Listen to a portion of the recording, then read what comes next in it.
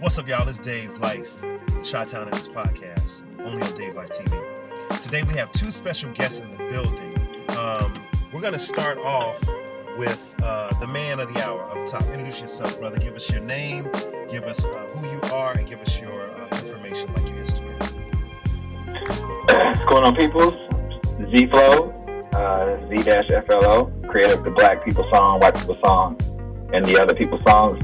Instagram, Twitter, and Snapchat are all I-A-M Z-Flo. And my YouTube is Z-Flo. That's what's up. Welcome to the show, Z-Flo. Glad to have you. And we have Z-Flo's mom. Introduce yourself, Mom. Hey, Dave. Thanks for having me. My name is Cherie, also known as Z-Flo's mom.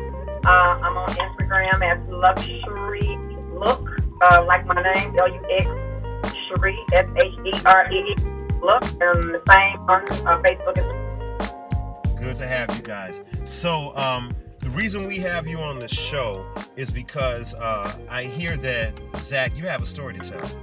I hear that you have created a song. I'm going to give them just a little bit of background because I want to set this up the right way. So, Zach, you created a song. You put the song out. The song had a response. Now, years later, someone went viral and the song has had even more response. And then as a result, YouTube had a response to those two responses. So give me the background of what happened. The bottom line is that YouTube banned your content. So let's talk about what content they banned and give us a little bit of a history on the Black People song and how you created it. Right. So I made the Black People song in the bedroom of my friend's house. It was broke at the time. And I spent about 192 hours, marketing it. And like you said, it went viral.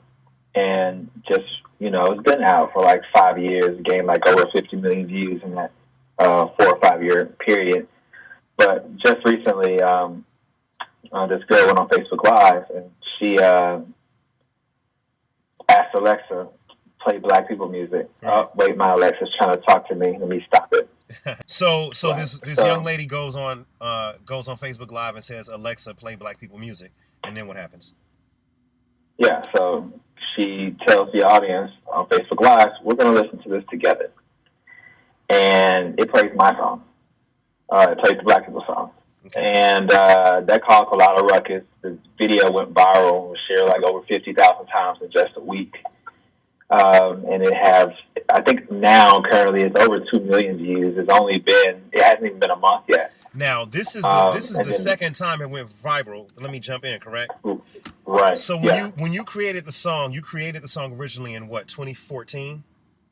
2014, at the end of 2014. End of 2014. So 5 years ago, you create this song called the Black People song. Right. And tell us a little bit about what is it? I mean, if someone hasn't heard it before, what is it and why did it get banned?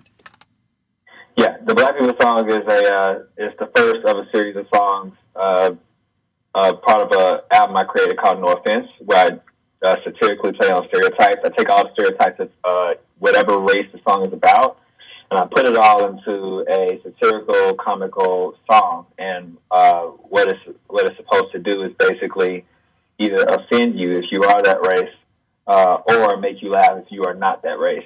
Generally, that's what it does by default because it is a stereotype of a race that either is affiliated with you or not affiliated with you. So basically, by listening to one song, you're either offended or not, and then whenever you listen to the other songs, you're like the opposite. You're like, oh, okay. Well, that doesn't offend me. That's actually funny, kind of thing. So to keep the audience along with us. So if I'm Black and I hear the Black People song, then you know that it might offend me as a Black person. Right, exactly. But other races may hear it and find it funny. They may see the parody in it, or the satire, they may find it funny. But exactly. But then if I, as a Black person, go listen to the White People song or the Asian People song, you're saying I might laugh at that because it's not about me. Man, there were some reactors on YouTube that there was one reactor named Rashad. Shout out to him. He was so offended by the Black People song. When he went to react to the White People song, he was super excited. He was laughing his ass off. He was like, "Oh, he is going in on y'all," kind of thing. But the Black people song, he was just kind of like, "What?" So kind of thing. So by design, you knew that it would be emotionally evoking. You knew that, right? And by design, you let me know earlier that it kind of exposes our own racial bias, because if I'm offended by the Black people song, but I'm not offended by the white people song, and both contain satirical stereotypes, if I'm offended by one but not the other, then I'm racially biased against one race versus the other. Because if I'm laughing at white folks or Asian folks, I'm biased against them in some way. But if I'm offended at someone talking about my race and my racial stereotypes, then that may be a problem in itself, because I'm not equally offended by others. Right. It creates a cognitive dissonance within the listener's mind, to where they're thinking, "Oh, wait, that's kind of wrong for me to laugh at theirs if I didn't laugh at my own." So they either have to laugh at them all or find them all offensive. I see. So Zach, when you created the Black people song, did you know that you were going to create other songs like the white people song or the Asian people song, or I think you have an Arab people song, a feminist song? Did you know you were going to have a suite of this, or like, be honest with me. When I created the Black people song, I only had the Black people song and the white people song in mind initially. Okay. I never planned on doing the Mexican and the Asian and the Arab and I never planned on going past the Black and the white, because I'm from Mississippi and we generally only have Black and white issues / relations. Okay. And we barely have any other races down there, unless you go to a Chinese restaurant. That's the only time you can really find Asians, or you can't even find Mexicans at Mexican restaurants, really. Like, it's really hard. So, like, the main two races there are just Black and white, and the tensions are really high. So, like, I was always focused on uniting just the white and the Black, because those are the only two races I had ever experienced growing up issues between. Right. I hadn't really dove into Mexican and Asian culture and stuff like that. So, yeah, those came later by request of the audience and people who were commenting. Wait, the audience requested you to create a people song about their race? Exactly. People were requesting, they're still requesting songs to this day. They want Canadian, they want British, they want Jewish people songs. Now, that's amazing. That's amazing. Okay, now, let's bring it back forward. So this young lady, who I believe you're now, you're cordial, you're friends with her, you know, the one that posted you and it went viral. At first, she was confused, like, who is this and what is this song? Her reaction was negative at first. And then I guess you guys spoke somehow, and now she understands the intelligence behind it, the artistry behind it, the purpose of you trying to bring some sort of racial unity behind it. Right. Her review of it was kind of mixed. I think she kind of laughed a few times. Right. Like toward the first half, and the second half she was kind of like, and then she was really like not feeling it for the rest of the video. Mm-hmm. But sometime between then and after the internet got onto her, they were commenting and stuff like that. She did more research and looked further into the songs and into me. And then she got the gist of what it was supposed to be. And then I reached out. I posted on all my social media accounts telling people to stop attacking her, because when I first saw the video, it was before I got on the flight, I went to her page to see who she was, because I wanted to know, like, why is this getting so many views? Is she popular? Is she an influencer? Not at all. Right. But then I saw that she had made a long Facebook post after that video where she was like, it was like 15 things where she was addressing people who had been hitting her up in her inbox and comments. And I guess they had been attacking her. So I just posted across all my social media accounts for people to stop attacking her, because I was like, they're still my people. Now, and that's when she reached out to me in my inbox, and then we started talking cordially. And then she told me, you know, like, how she didn't understand it at first, and now she does. And then, you know. No doubt. So Zach, you went viral 5 years ago to the tune of over 50 million views for the Black People song. And then I saw on your YouTube, other songs had 20 million views. I mean, you amassed over 150 million views. Now, so I know as a YouTuber that there's monetary things that come with having a large number of views. So there was a monetary compensation that YouTube was giving you based on the ad revenue that your content generated, correct? Right, that's correct. And that was at least until 2017. And that was a substantial amount on a monthly basis, correct? Enough for you to sustain yourself and go to school and do things. Okay. Right. I was at some point I was literally only I had stopped working in television for about a year and a half just so I can spend time with my significant other at the time, and I was literally just making one song every 4 months, playing a video game for about a year and a half. So yeah, it was more than enough. Wow. All right, so this is where Mom comes in. So Mom comes in because YouTube, they changed their community guidelines on hate speech. You know, we know that there are things going on like El Paso shooting and other types of hate crimes that are going on. We know that our president is inciting, you know, hate speeches. Even he himself has said things that are hateful and negative towards minorities. And it's a climate now in America where hate speech is really looked at in a negative way. Racism is looked at in a negative way.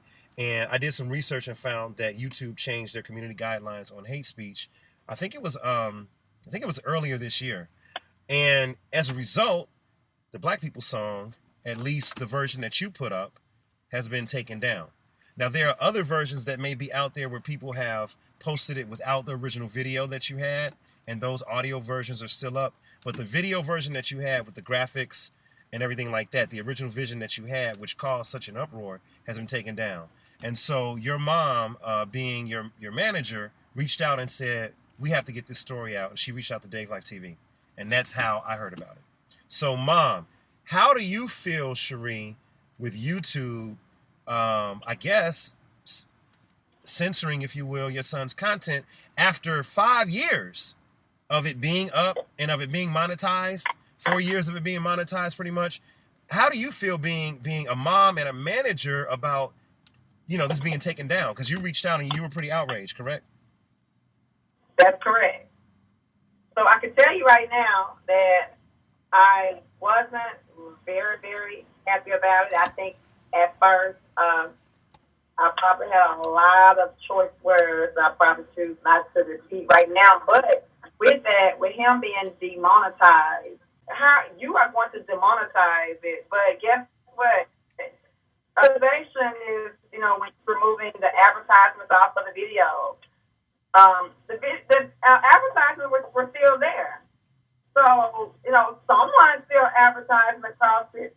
But my thing is, I felt like, to me, they weren't playing a fair game with it because you're demonetizing them, but the song is still there. And it wasn't until this young lady, Amber, you know, went through the Alexa thing, which we did not even know that it was even listed on Alexa.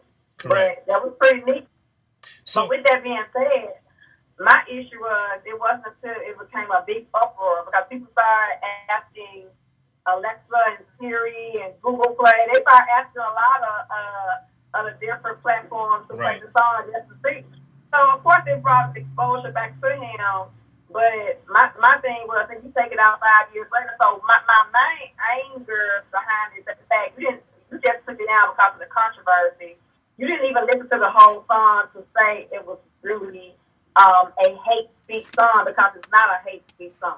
correct. And that's why I have been saying Z for years to explain the song. I guess his whole thing was, you know, let them figure it out. You know, song figure it out fine. If not, still fine. But please explain the song to them because obviously somebody at YouTube did not listen to the song in its entirety nor watch the video. Right. Because had they seen it in its entirety, they would see it's nothing hate speech about it. So let's talk about that. So Z-Flo, you for a long time didn't want your face on camera. You let the graphics that were on the video speak for itself, and you just let the video speak for itself. You really didn't do interviews. So you know, why now? You know, and as I asked in the promo for this interview, are you racist? No, I'm not racist. Okay. So did you have any hateful or racial intent, like negative intent, behind these songs? No, actually, with everything that I do, whether it be like music, creative, skits, or TV, tech, like all of my, I guess, goals or ambitions are in some shape or form related to unity or unifying the world in some sense. So all I had on my mind was unity or bringing us closer together, even if that was through satire or cognitive dissonance through these songs. So yeah, unity is most of the time always on my mind. So you know, I took the post that Amber did, right, and I reposted it to my sites, and it wasn't allowed on YouTube. Believe it or not, I was rejected, and it was told that I violated, the community guidelines, and I had used some sort of hate speech. So I appealed it, and what I wrote up was, because if it's news, it should be allowed for sure. That's what I said. I said, and this is in response to YouTube. I said, I believe my content should be reinstated because it is newsworthy and promotes an upcoming episode of my Chitown Atlas podcast. In this episode, I am interviewing the original content creator of the Black People song, Z-Flo, and he explains how he is not racist and his content is not hateful in nature. The context of my input was promotional.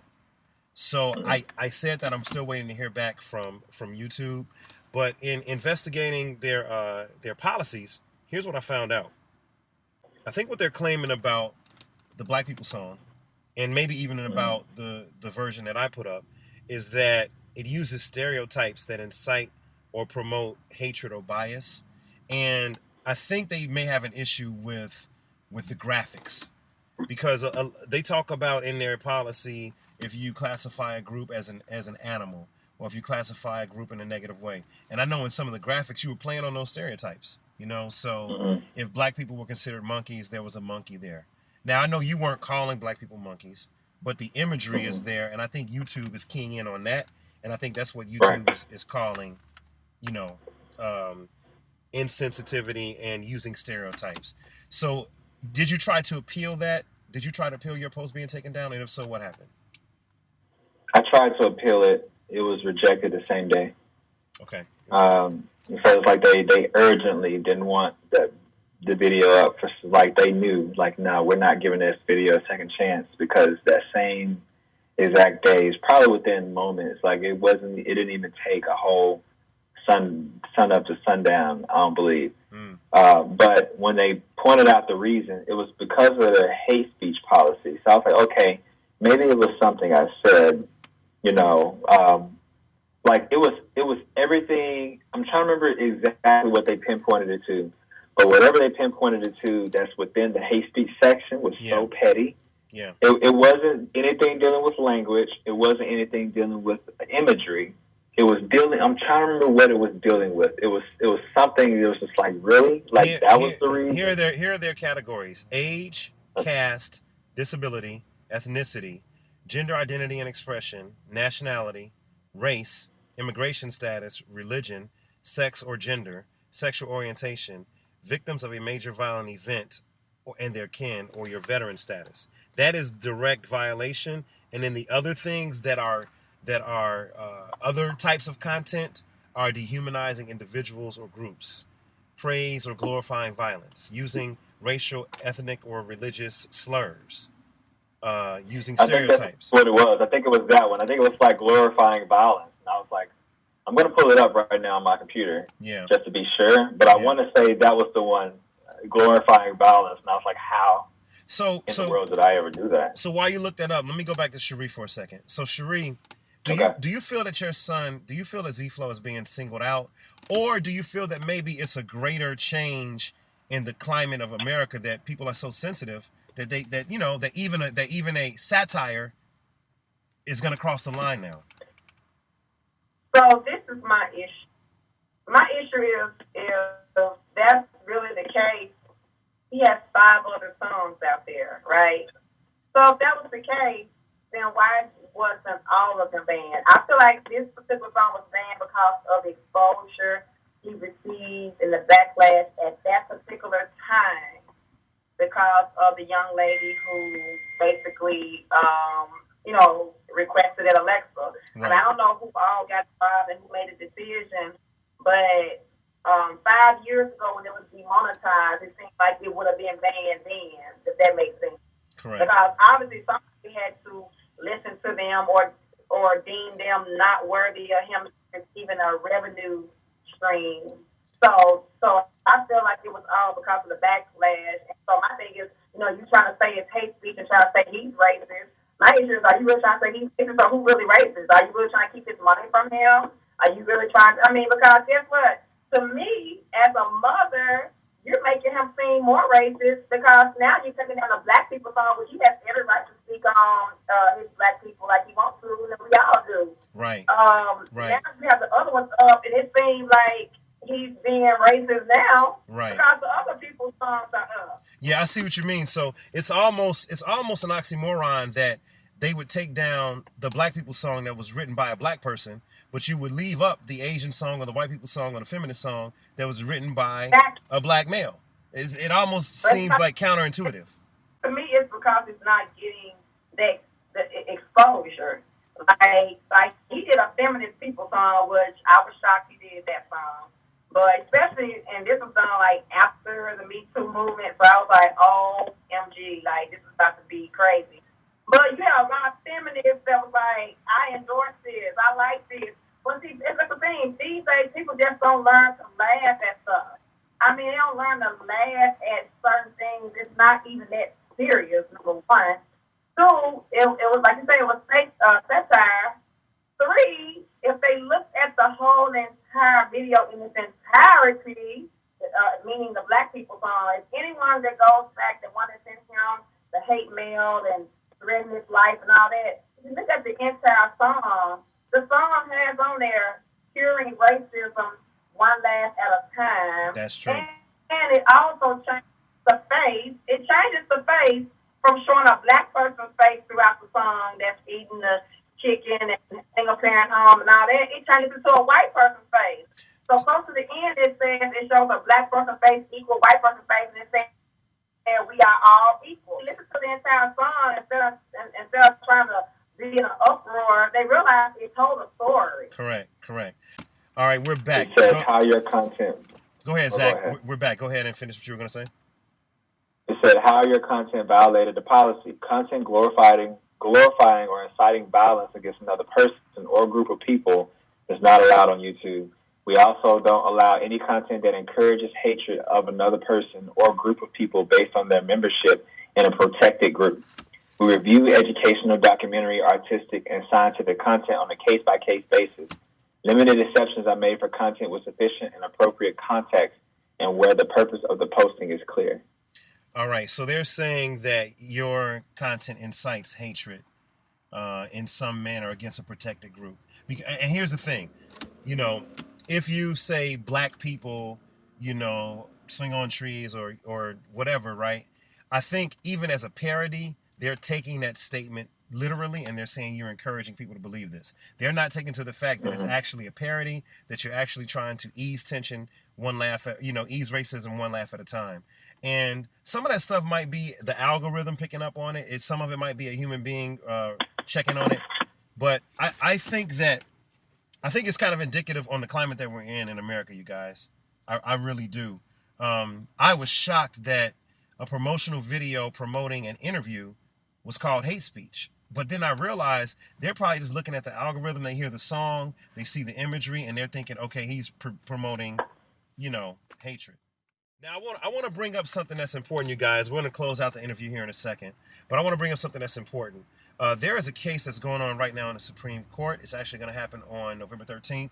I mentioned it to you guys before. But Byron Allen is the owner of Entertainment Studios. He's a black owner. He was a former comic who created his own content. He bought his own high-definition stations. He bought the Weather Channel for $350 million. And Comcast has refused to allow him to put his content on their network. So this is NBC Universal Comcast. He's filed a lawsuit against Comcast, and it went from the local level to the state level, and now Comcast has pushed this all the way to the Supreme Court. And really quick here, he's saying that they're violating Section 1981 of the Civil Rights Act of 1866. And that section says that any black person in America has the right to enter into contracts and do business the same as any white person in America.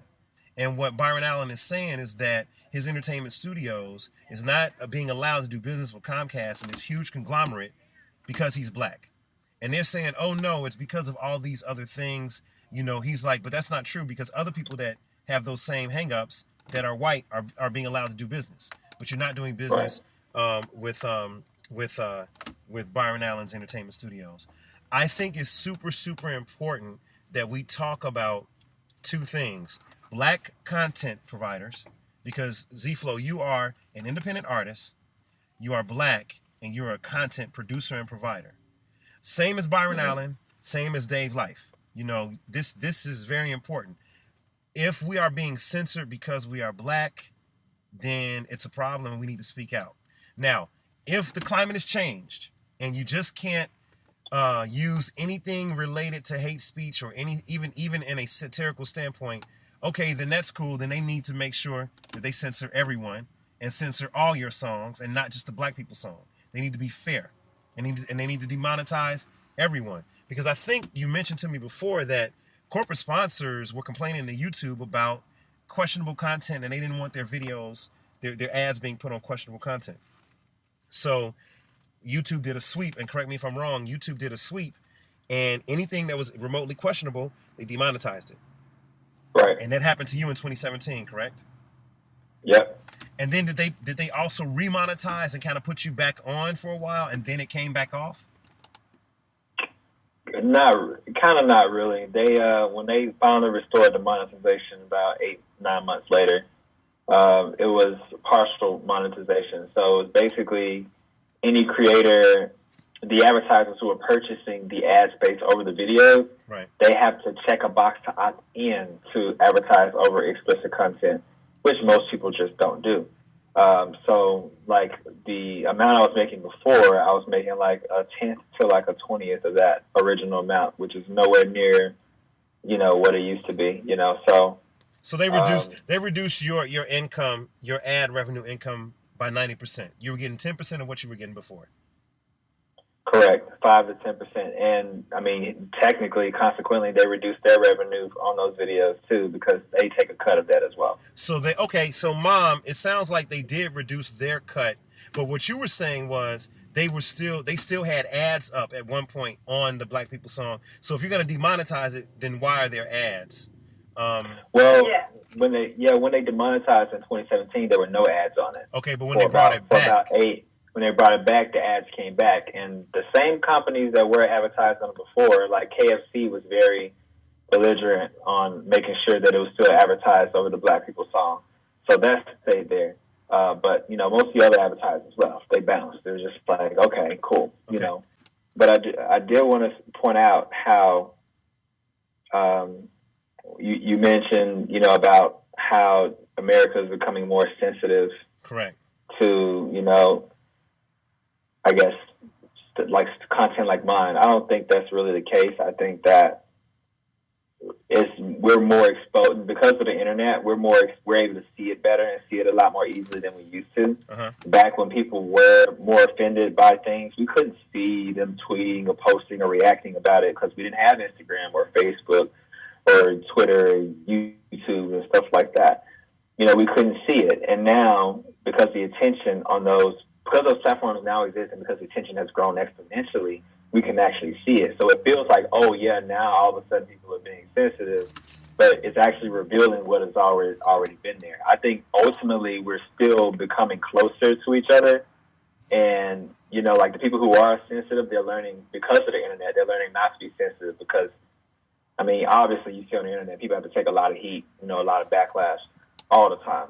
But I do want to point out that just because like YouTube is one company, they're not, even though they have contracts that deals with the government, they're not government owned. True. And, just because they took up the majority of our attention on the internet, majority of all entertainment attention, period, doesn't mean that, they're a forever company, and doesn't mean that they're, the only platform or way of getting entertainment out to the audiences, and especially not forever.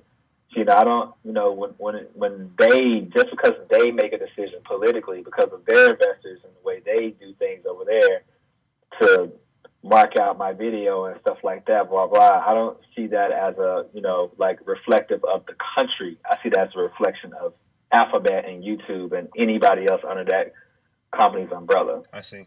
So, yeah, it's really messed up how once they took away our money, and then, all right, you can get some of it back. And, that's chump change to them now. And now that we're chump change, they can just remove our content whenever they want, and it's not what YouTube, I guess what everybody originally viewed YouTube as being, you know, a free place people just create and put stuff out. Right. You know, there is now becoming a political arena, and what's going to happen when every time that happens is a better source that's less politically motivated is going to take over another entertainment, you know, platform. So I have a question there. How do you feel, and this is for both of you guys, how do you feel about your freedom of speech? Do you feel like your freedom of speech is being somewhat, you know, compromised by them censoring you or taking your content down? Do you think that them censoring hate speech and then in a way censoring your content, which wasn't hate speech, do you think that it's a violation of your First Amendment rights, or do you think that they're actually doing a good thing?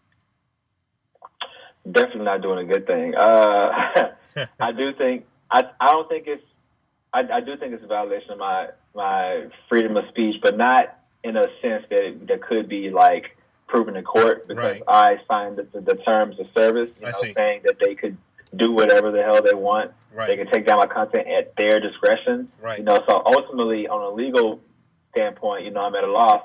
But I do think that it's messed up that I think it was just a covert operation. They made it seem like it was about the hate speech. I think it was more about the fact that attention was being drawn on them because people were using Google and Siri and Alexa to search for Black people music, and it was pulling up my song, you know, like crazy. Like, why? Like, they changed the hate speech, you know, policy, you know, 2-3 months ago. Right. So why all of a sudden now? The week that is going viral on World Star, all of a sudden they're removing my video, and just that one, not the rest of them. And I think, you know, I agree with you guys. I think Cherie, you're right. It's more impactful with me being a Black artist too. It's Correct.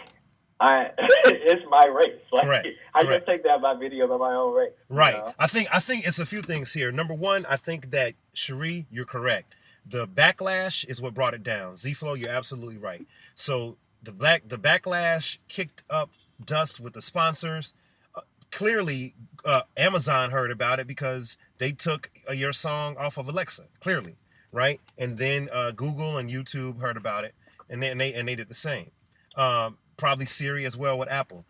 Okay, so the other thing that I want to bring up is the freedom of speech and the censoring aspect.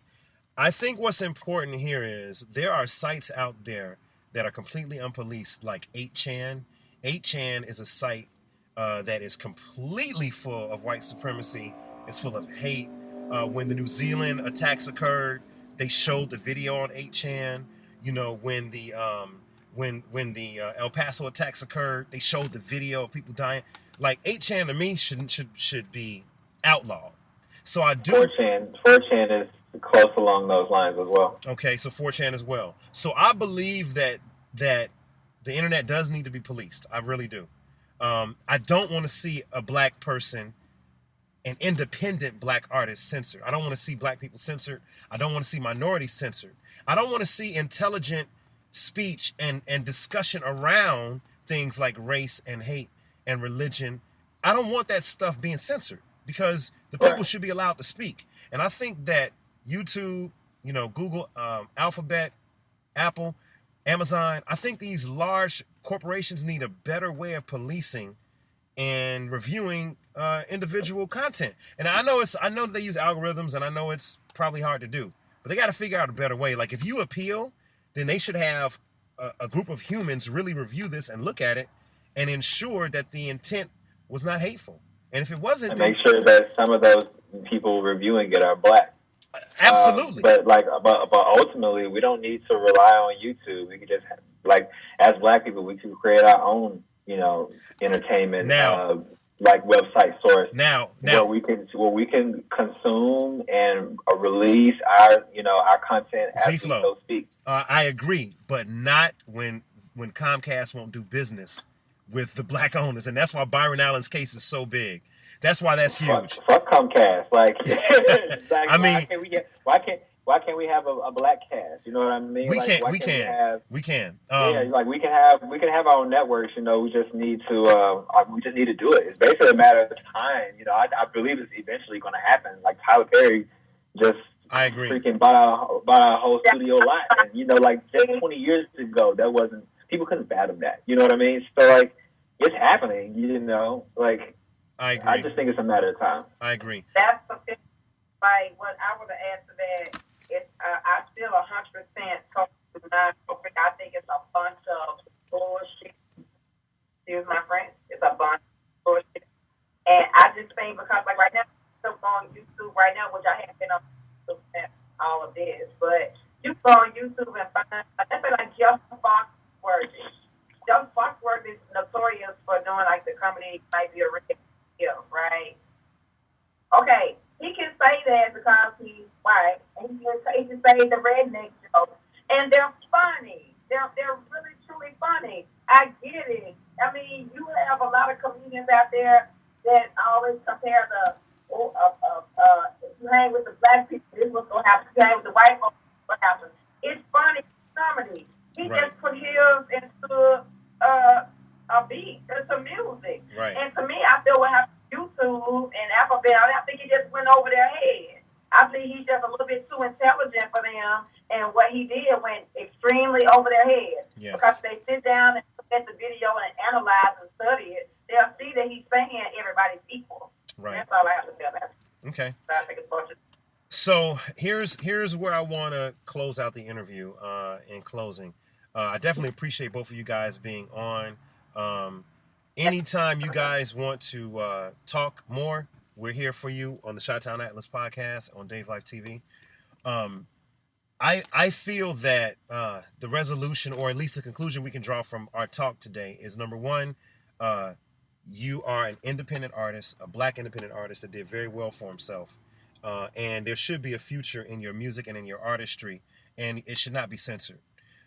However, sites like 8chan, 4chan, which is clearly hateful and clearly showing, violence against other people, those sites should be the ones that are being policed, and they should be more considerate about your content. And then the last thing is, like you said, we should have our own Comcast, our own YouTube. It's going to take people like Tyler Perry building their own studio. It's going to take other people putting their own satellites in space, so that we own the entire network.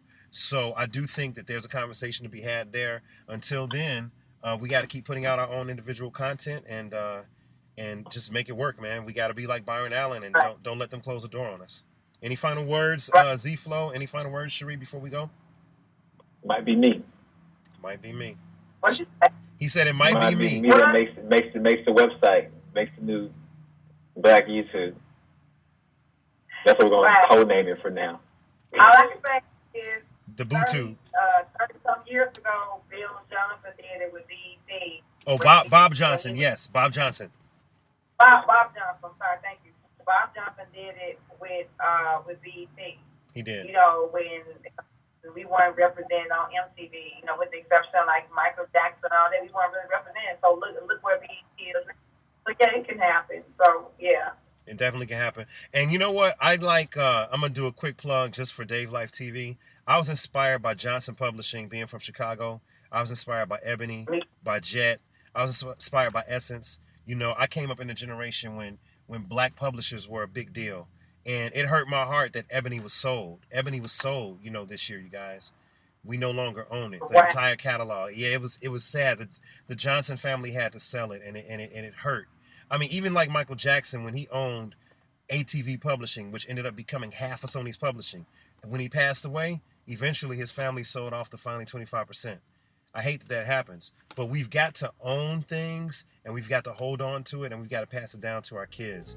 I'm really impressed by you two as a family, being conscious, being savvy, and being well-spoken. So whatever you guys are doing, Cherie, whatever you did with Zach, it worked. You guys keep doing it. Zach, you're a brilliant young man. Y'all keep it up. Appreciate it.